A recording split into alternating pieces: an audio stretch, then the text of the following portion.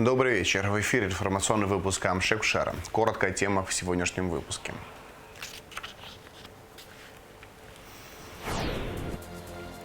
Совет молодых ученых при президенте провел круглый стол.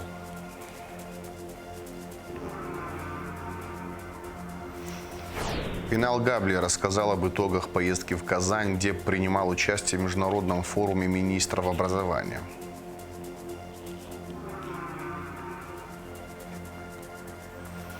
Абхазское географическое общество, Институт экономики и права провели совместные исследования юго-восточной части республики.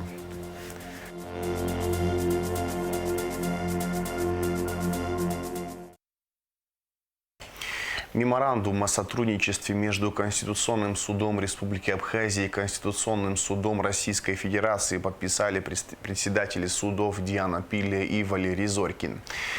Целью меморандума является создание основы для взаимодействия и сотрудничества в правовой сфере, обмена опытом конституционно-судебной деятельности, изучения действующего конституционного права обоих государств и практики его применения при разрешении споров в конституционно-правовой сфере. В Женеве прошел 61-й раунд международных дискуссий по безопасности и гуманитарным вопросам. Абхазия, Южная Осетия и Россия в очередной раз подчеркнули необходимость подписания Грузией соглашения о неприменении силы и возобновлении механизма предотвращения и реагирования на инциденты в Гале.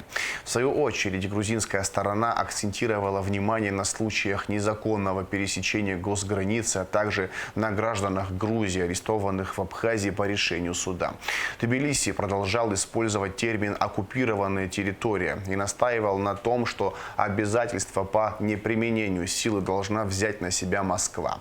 Второй темой переговоров были вопросы свободы передвижения жителей Абхазии и Южной Осетии, доступа к образованию и здравоохранению. Сухум предложил создать международную рабочую группу для решения проблемы поездок в другие страны по абхазским паспортам. Следующий раунд женевских дискуссий состоится в декабре. Совет молодых ученых при президенте провел круглый стол на тему «Источники по истории Абхазии». Историки, археологи и этнологи представили доклады о ритуально-мифологических источниках Великой Абхазской стене, предметах воинского быта, дореволюционных источниках по истории Абхазии XIX века. Во встрече приняли участие руководитель администрации президента Абисалом Кварча, президент Академии наук Зураб Джапуа. Репортаж Лауры Кавш. Тема круглого стола «Источники по истории Абхазии. Характеристика и оценка» выбрана не случайно, ведь история пишется по источникам. С приветственным словом к участникам мероприятия обратился руководитель администрации президента Абисалом Кварча. Приятное событие, в нашем государстве, когда по инициативе самых молодых, по инициативе снизу, а не навязывания сверху, был создан Совет молодых ученых при президенте. Но я вам честно скажу, после первого заседания и президент, и все присутствующие были впечатлены уровнем знания наших ребят, глубиной мышления, образованностью. И это открытие, это потенциал, это научный потенциал. Без науки вообще ни в одном государстве нет развития. Если вы посмотрите, самые развитые государства, как раз-таки в этих государствах именно благодаря научному потенциалу идет развитие, все новые публикации, все, что делается новое в науке, все, если посмотреть, самые такие, передовые какие технологии возникают в тех государствах, где науке уделяется соответствующее внимание, и оно дает соответствующие результаты. Талантам нужна поддержка. И сегодня очень важно, что у молодых ученых есть поддержка со стороны руководства страны, отметил декан исторического факультета АГУ Алик Габелия. Я надеюсь, я думаю, что так и есть, наше руководство понимает важность исторической науки. Все наши беды, к сожалению, происходили из-за того, что историческая наука в советское время, знаете, грузинская историческая наука, абхазская историческая наука, противостояние историков. Из этого потом уже и противостояние перешло в горячую фазу, как говорят. И еще раз хочу поздравить молодых наших коллег, то, что у вас есть орган, который призван организовать, то есть орган СЭС, Совет молодых ученых. И я думаю, что, не то что думаю, Абхазский государственный университет, исторический факультет всегда готов поддержать любую инициативу. Молодые ученые, историки, археологи, этнологи представили доклады о ритуально-мифологических источниках, предметах воинского быта, дореволюционных источниках по истории Абхазии XIX века, социально-экономическому развитию страны. Этнохореографические источники, мосты между прошлым и будущим. Так назывался доклад научного сотрудника отдела этнологии и обеги Асиды Гумба. На сегодняшний день мы сталкиваемся с вызовами, которые в первую очередь связаны с проблемами аутентичности в танцевальном искусстве. Важнейшей задачей является сохранение аутентичности танцевальных танцев в условиях их сценической интерпретации, адаптации для современного зрителя. Необходимо найти баланс между сохранением традиций и их развитием. Также одной из проблем является недостаточная доступность этнохореографических источников, необходимость их систематизации и создания единых баз. Совет молодых ученых был создан при президенте в марте этого года. В него входят 35 молодых ученых разных научных направлений. И стоит отметить, что за 3 месяца сделано немало.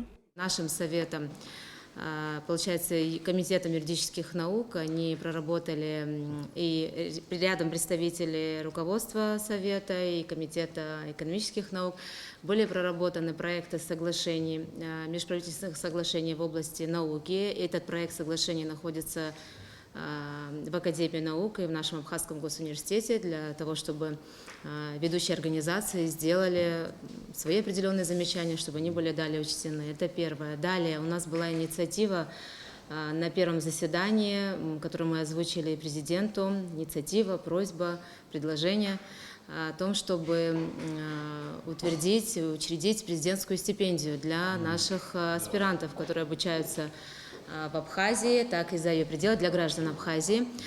Таким образом, в результате предварительных соглашений, переговоров утверждено, будут стипендии, как я понимаю, уже с начала нового учебного года. Стипендию президента будут получать все аспиранты, которые обучаются в АГУ и в Академии наук. Также выделено 10 квот для граждан Абхазии, которые обучаются за рубежом. Лаура Капшира Мукамке, Джамбул Чхапеля, Абхазское телевидение. Вопрос организации мероприятий к ввозу в Абхазию горных зубров из Российской Федерации обсудили на встрече у премьер-министра Александра Анкваб. Во встрече участвовали депутат парламента Резо Зантария, председатель Госкомитета по экологии Савелий Читанава, директор Института экологии Роман Дбар, директор Псху-Гумистинского заповедника Вианор Авицба, начальник эпизоотического отдела Государственной ветеринарной службы Олег Теремков. Идея реинтродукции зубров в Абхазии возникла несколько лет назад у Резо Зантария, а полгода назад Госкомитет по экологии направил в Министерство природных ресурсов и экологии России дорожную карту по подготовке к ввозу в Абхазию горных зубров из России. Проект, в частности, предусматривает посещение абхазскими специалистами Кавказского природного биосферного заповедника и создание российско-абхазской рабочей экспертной группы. Также должны определить в пределах Псху-Гумистинского заповедника места, пригодные для обитания горных зубров и их число. Александр Анкваб поручил соответствующим структурам оперативно проработать вопросы, обозначенные в плане мероприятия. Открытие детского оздоровительного лагеря в Очимчире и итоги поездки в Казань, где прошел второй международный форум министров образования «Формируя будущее», стали главными темами пресс-конференции министра просвещения Инала Габлия. Встреча с журналистами прошла в инфоцентре президента Абхазии. Репортаж Ульяны Рожковой. Как известно, 10 июня стартовал второй международный форум министров образования «Формируя будущее», в котором принял участие министр просвещения Абхазии Инал Габлия. Форум собрал более 100 иностранных гостей и 18 министров. Были обсуждены различные актуальные темы, от проблем дошкольного образования до внедрения в школы искусственного интеллекта. А ведь в наше время мир техники начинает преобладать, и современное поколение зачастую проводит больше времени в гаджетах. Такие IT-новшества уже активно развиваются в некоторых образовательных учреждениях республики. Реализация, мне кажется, в первую очередь зависит от самих педагогов. У нас практически во всех школах есть интернет, есть компьютеры, их надо периодически обновлять, закупать новые. Но это второй вопрос. Главное, чтобы учитель мог пользоваться этими технологиями современными, в том числе и искусственным интеллектом. Кстати говоря, мы вот провели недавно первый такой пробный курс повышения квалификации для учителей первой школы, и они, конечно, в полном восторге. Учителя, как говорится, с энтузиазмом освоили эту программу, им это в помощь. Они создают новый контент, новый материал для уроков литературы, биологии, химии и красочно дополняют свой учебный материал, который у них и так есть. В первый день форума «Формируя будущее» министры образования 18 стран подписали декларацию о создании рабочей группы по креативным профессиям, применению искусственного интеллекта и созданию инженерных школ. В числе участников форума были министры образования из стран БРИКС, СНГ, Азии и Африки. В рамках форума Инал Габлия провел ряд встреч с руководителями министерств и ведомств России и иностранных государств. Программа была очень обширная, насыщенная. Было много двухсторонних встреч. Про встречу с Сергеем Сергеевичем Кравцовым я уже выше сказал. Мы обсудили широкий круг вопросов. Это и создание лагеря, и обеспечение нашей республики учебниками, и введение нацкомпонентов в эти учебники, да. Повышение квалификации наших учителей. Вторая встреча очень важная состоялась с вице-министром образования Боливарианской республики Венесуэлы, госпожой Нэнси Ортунио Роха. Второй день форума мы обсудили наше сотрудничество, и они согласились реализовать эту возможность подписать соглашение. Еще одной новостью стал запуск детского оздоровительного лагеря на базе школы-интерната в Очимчире. Дети со всех районов республики смогут весело и активно провести летние каникулы, обрести новых друзей и получить яркие эмоции. Лагерь первый будет принимать 2 смены по 100 человек. Программа обещает быть насыщенной. При поддержке коллег из Российской Федерации были приглашены вожатые из российского лагеря «Смена», люди, которые знают, как работать с детьми и имеют опыт в данной сфере. Мы в течение 2 недель будем принимать 2 смены по 100 человек. Это дети со всех районов республики, которые отличились в течение последних лет успехами в учебе, победами в конкурсах, хорошим воспитанием. И, соответственно, дети будут иметь возможность организовать такое самоуправление, да, на тему «Мир, в котором мы хотим жить», программа называется «Страна АПСНА». И мы такую модель совместно с российскими коллегами предлагаем им внутри своего лагеря сделать. Да, различные министерства, ведомства. Например, скажем, у них будет Министерство культуры, у них будут отдельные задачи, это будет отдельный отряд. Будет Министерство по связям и массовым коммуникациям. И, соответственно, каждое направление ребенок выбирает сам или ему предлагают вожатые, исходя из его талантов, способностей, интересов. И будут, конечно же, конкурсы, будут экскурсии. Например, поедем в этнопарк АПСНА. И, конечно же, я думаю, дети просто даже, как говорится, передохнуть в течение этой недели не успеют, потому что такая насыщенная программа. Также по поручению президента Абхазии Аслана Бжания Министерством просвещения завезена первая партия оборудования для спортивных площадок общеобразовательных учреждений республики. Начаты строительно-монтажные работы. В рамках первого этапа спортплощадки будут построены в Сухумском лицее-интернате, в Бомборской и Ишерской средних школах. Ульяна Рожкова, Алексей Гухава, Абхазское телевидение. Генеральному директору Государственного русского театра драмы имени Фазилия Искандера Ираклию Хиндба присвоено звание «Почетный гражданин города Сухум». Решение принято на заседании Сухумского городского собрания. Депутаты также утвердили на должность начальника управления внутренних дел по городу Сухум Астамура Хагуш, после чего заслушали его отчет, согласно которому за 6 месяцев текущего года в Сухуме было совершено 76 преступлений, 70 из которых раскрыто. При этом тяжких преступлений из общего числа 34, из них раскрыто 29. На заседании были рассмотрены и другие вопросы. Так, парк на территории Национальной библиотеки назовут парком абхазских писателей имени Дмитрия Гулья, а на фасадах домов, где жили тренеры по баскетболу Владимир Хашпа и Александр Седов, установят мемориальные доски. Подробный репортаж заседания Горсобрания смотрите в ближайших выпусках новостей. Оружие и наркотик изъяты в ходе рейда сотрудниками столичной милиции. Двое жителей Сухума передвигались по городу в автомобиле, имея при себе наркотическое средство и револьвер с патронами. Возбуждены уголовные дела. Детали в оперативной съемке МВД. В ходе проведения рейдовых мероприятий в городе Сухум сотрудниками уголовного розыска совместно с отделом ГАИ столичного управления внутренних дел был остановлен автомобиль марки Nissan Skyline под управлением гражданина Скимбатор Георгия Андреевича 2000 года рождения.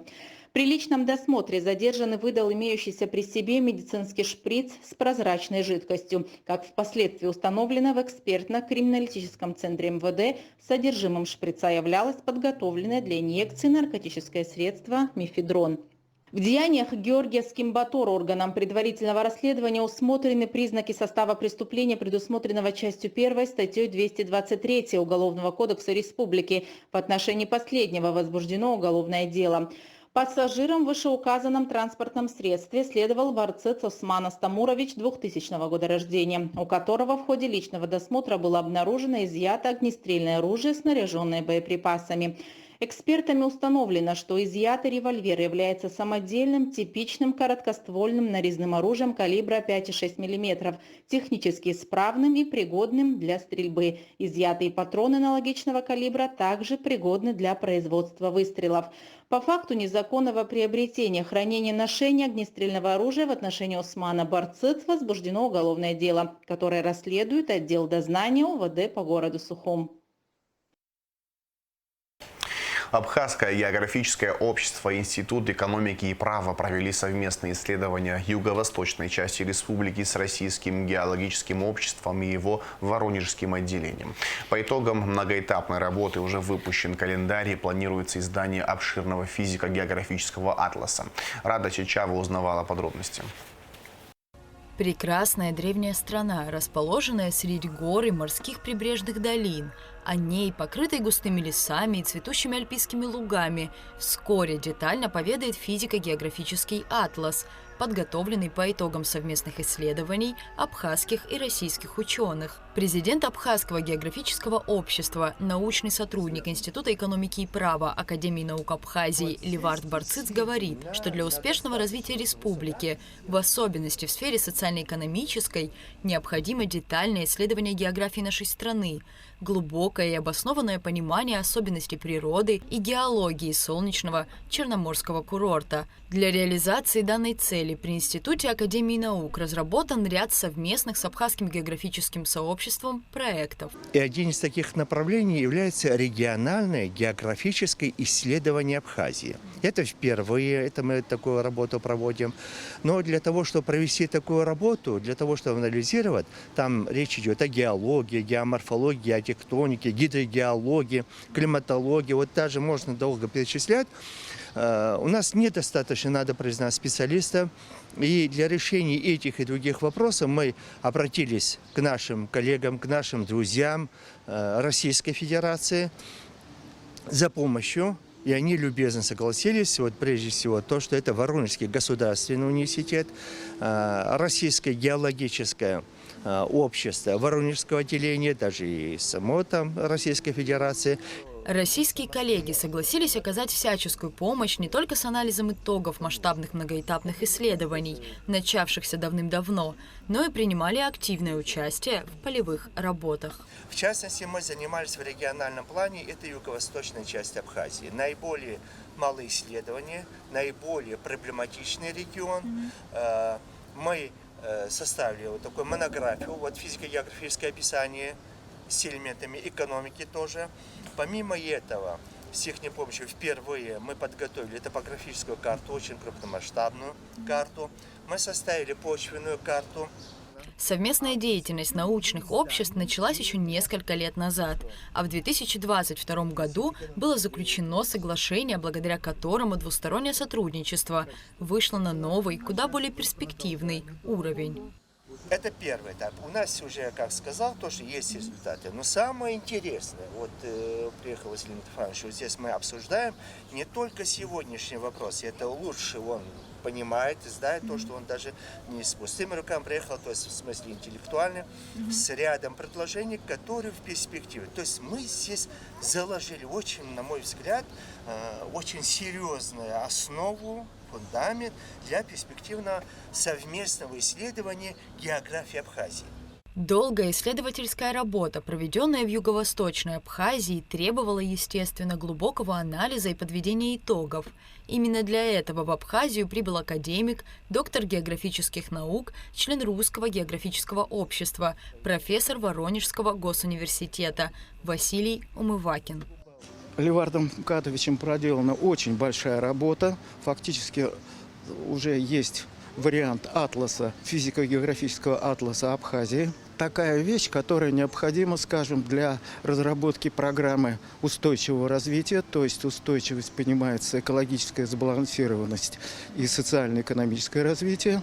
Обширный атлас будет издан в Воронежском госуниверситете для массового распространения по Абхазии. На данный момент уже готов совместный календарь двух научных обществ на 2025 год. Этот атлас будет издаваться в Воронежском университете.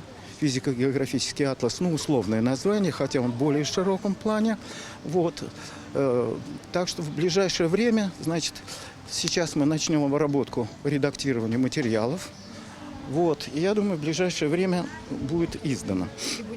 Абхазское географическое общество проводило долгую работу по исследованию республики, начиная от минералов Абхазии. Благодаря заключенному соглашению и совместной деятельности с коллегами уже были сертифицированы минералы республики, а в перспективе не только издание атласа, но и разработка системы районирования, совместные публикации и многое другое. В перспективе намечается, значит, заключение договора о сотрудничестве между Воронежским университетом, Абхазским университетом и Абхазской академией наук.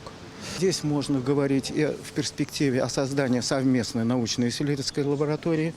Здесь может быть достигнут так называемый системно-синергетический эффект, то, что было при СССР. То есть он так выражается на языке математики: 1 + 1 больше 2. Тем более, что у нас много технологий, в университете все-таки разработано. Активно ведется вот эта инновационная деятельность, разработка IT-технологий. Это дружеская, братская помощь России и Абхазии. Вот на этих рамках мы работаем сегодня. Я надеюсь, что и в перспективе, что они продолжат где-то то, что оказывает помощь. Совместная исследовательская работа научных географических сообществ России и Абхазии, по словам спикеров, обязательно продолжится и принесет по-настоящему важные для развития республики результаты. Рада Чачава, Заур Кварча, Абхазское телевидение. Группе абхазских спортсменов, участников игр стран БРИКС, присвоены спортивные звания. Звание мастер спорта Абхазии международного класса присвоено по боксу Герману Арджене, по греко-римской борьбе Рамазану Арабханову, по самбо Рахману Напиджеву, по дзюдо Иналу Гаделья. Звание мастер спорта Республики Абхазия присвоено по боксу Биати Аршба, по вольной борьбе Марату Кокоскерия. А сейчас о погоде. По сообщению Гидрометцентра, в пятницу 28 июня на территории Абхазии ночью и утром местами дождь, днем без осадков. Температура воздуха ночью 15-20, днем 22-27 градусов тепла. Температура морской воды плюс 25 градусов.